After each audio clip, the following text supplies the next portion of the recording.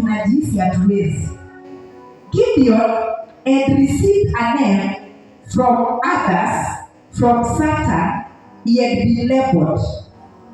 God gave him a new name, a new identity, power and destiny. Akaitwa mighty warrior. Kwa hivyo nataka kuambia kila wakati wowote, kutoka wakati uliokoka, wachana na lakini. Kwetu hakuna mtu hata anapenda mambo ya Mungu. Wewe ulipokoka, ile lakini yako ilibadilika hiyo siku. Praise the Lord. Ukafanyika a new creation, a royal priesthood set aside to declare the glory of God. Bwana Yesu asifiwe. Haleluya. Kama sasa ushachaguliwa umekuwa kiongozi wa mama chairedi wetu, hakuna mambo ya lakini tena. Bwana Yesu asifiwe. Haleluya. Hakuna lakini tena.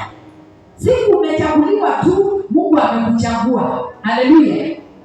Kwa hivyo mahali popote tunajikuta katika kazi ya Mungu, ama tunajikuta tumeokoka, tunafaa kuingiana na tusiweke nini lakini.